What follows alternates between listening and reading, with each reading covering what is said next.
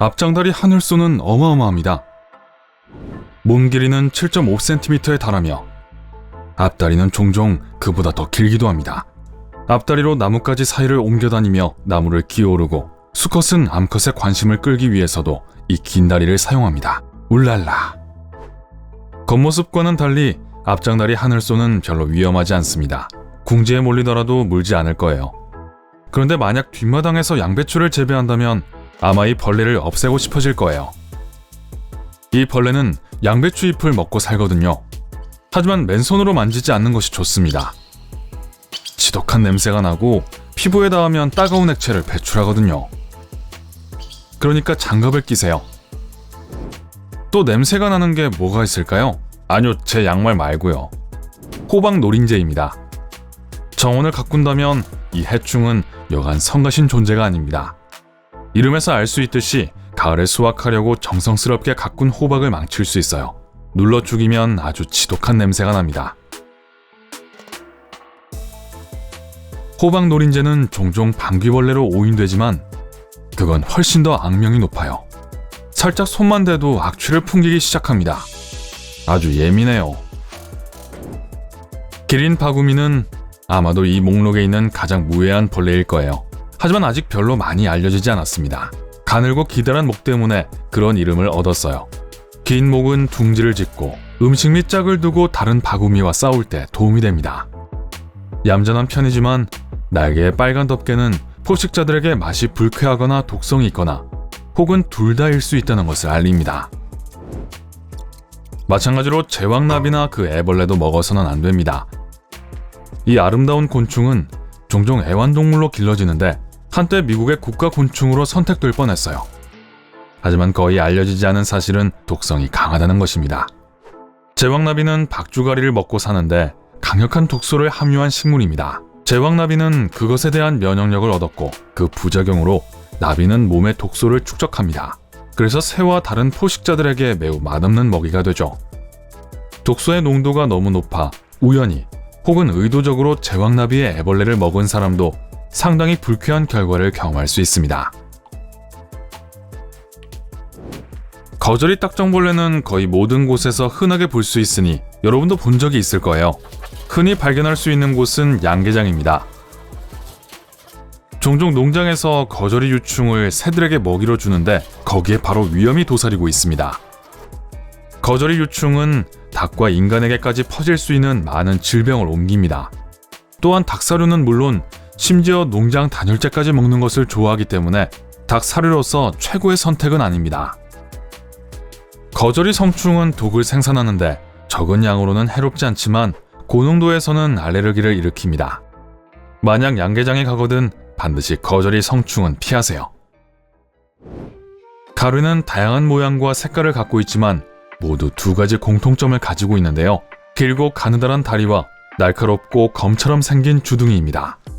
긴 다리로 거의 어느 곤충보다 더 빨리 달릴 수 있어요. 사실 너무 빨리 달려서 사냥을 할 때는 종종 멈춰서 몇 초 동안 주위를 둘러봐야 합니다. 눈과 뇌는 배경을 충분히 빨리 처리할 수 없기 때문에 주변 풍경이 로딩되기를 기다려야 합니다. 대부분의 가루는 해롭지 않지만 등에 오렌지색 무늬가 있다면 만지지 마세요. 이 벌레는 스스로를 보호하기 위해 청산가리를 생산합니다. 그리고 동물과 사람 모두에게 큰 해를 끼칠 수 있어요. 만약 가루를 만지고 나서 입이나 눈을 문지르면 심각한 자극을 일으킬 수 있습니다. 보세요. 저기 꽂혀 있는 멋진 무늬 보이세요? 인상주의 그림처럼 보여요. 어떤 의미에서는 그렇습니다. 그건 피카소 벌레예요. 이 벌레는 식물을 먹고 살며 대부분 온순하지만 자세히 들여다보지 않는 게 좋아요. 무당벌레가 아니에요. 만지면 아주 강한 냄새가 나는데 좋은 냄새라고 할 수 없어요. 게다가 만진 지 몇 시간이 지나도 악취를 없애기가 힘들 수 있어요. 어휴. 소나무 숲에서 걸어 나오다가 발밑에서 이상한 움직임을 발견합니다. 길이가 수십 센티미터 되는 털이 달린 기차처럼 보여요.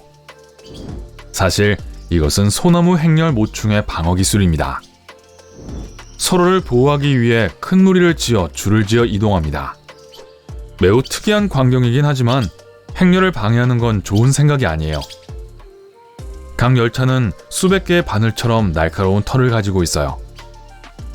만약 맨손으로 만진다면 먼저 날카로운 고통을 경험하고 그 다음에는 다른 불쾌한 반응들이 일어날 거예요. 포식자들은 그런 이유 때문에 소나무 행렬모충을 좋아하지 않아요. 장수말벌은 대부분 아시아 국가에 서식하지만 2019년 북미에서 발견되었습니다. 장수말벌은 크고 노랗고 악랄합니다. 장수말벌을 다른 벌이나 말벌과 혼동하는 것은 불가능해요. 훨씬 더 크고 훨씬 더 공격적이거든요. 하지만 장수말벌이 가장 끔찍한 이유는 침입니다. 꿀벌의 침보다 3배 이상 더 길어요. 이 침에는 매우 강력한 독이 들어있고 장수말벌에게 여러 번 쏘이면 심지어 큰 동물도 당할 수 없어요. 인간도 예외는 아닙니다. 더 나아가서 장수말벌은 눈을 향해 독을 뿌릴 수도 있습니다. 말할 필요도 없이 그건 잊을 수 없는 경험이 될 거예요. 로노미아는 어느 누구에게도 위협이 되지 않는 다소 평범한 작은 나방입니다.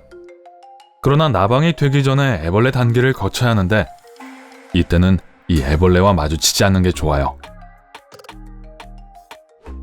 로노미아 애벌레는 강력한 독을 함유하고 있는 머리카락처럼 얇은 털로 덮여 있습니다.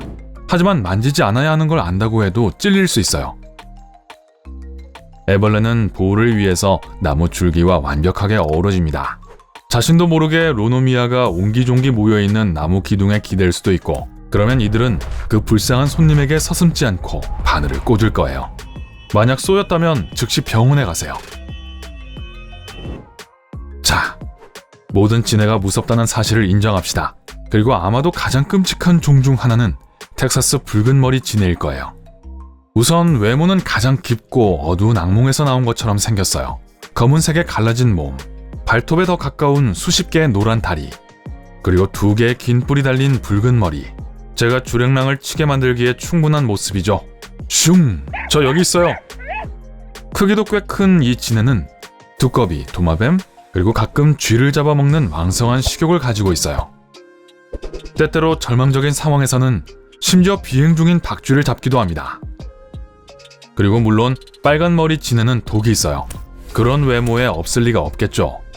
다행히도 인간에게는 별 관심이 없습니다. 인간도 진해에게 관심이 없죠.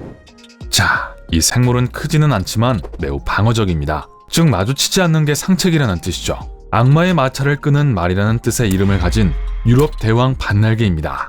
집게벌레를 닮은 완전히 검은색으로 위협을 받으면 뒤를 들어올리고 강력한 입을 벌립니다. 이 포즈는 마치 전갈처럼 보이는데 이 시점에서 물러나는 것이 좋습니다. 그렇지 않으면 악취를 풍기기 시작하고 방어를 위해 입에서 불쾌한 액체를 뿜어낼 거예요. 그래도 만약 여러분이 물러나지 않는다면 결국에 물리게 되고 상당히 고통스러울 거예요. 그러니까 가만히 내버려 두세요. 아셨죠? 개미벌은 개미가 아닙니다. 날개가 없는 말벌의 일종으로 개미와 많이 닮았습니다. 이 벌레는 큰 군락을 형성하지 않고 보통 키 큰 풀 속에 숨어서 혼자 삽니다. 이 행동 덕분에 소개미라는 또 하나의 별명을 갖고 있어요. 왜냐하면 소가 근처에서 풀을 뜯고 있다가 개미벌을 밟아서 고통스럽게 물리기 때문입니다. 인간도 가끔 물립니다. 특히 맨발로 걸으면요. 개미벌은 독이 있지만 벌의 독보다 더 약하기 때문에 별로 위험하지 않습니다. 하지만 물린 데서 오는 고통은 심각합니다. 만약 이 벌레를 눌러 죽이려고 한다면 행운을 빌어요. 유별나게 튼튼한 껍질이 있어서 다른 쏘는 곤충들과 심지어 새들로부터 보호를 받습니다. 나뭇결 제주나방은 털이 많아서 털북숭이 같아요. 마치 털이 복슬복슬한 날아다니는 고양이 같죠. 귀여울지 모르지만 애벌레는 절대 만지면 안 되고 그냥 쳐다보기만 해야 합니다. 솜털처럼 보이지만 사실 수천 개의 속이 빈 가시로 덮여 있는데 이 가시는 접촉 시 몸에서 떨어지고 독을 주입합니다. 매우 강력한 독이요. 나뭇결 제주나방 애벌레는 미국에서 가장 독이 많은 애벌레입니다. 이 작은 괴물에게 한 번 쏘이면 며칠, 심지어 몇 주 동안 아플 수 있어요. 만약 알레르기가 있다면 행운을 빌게요.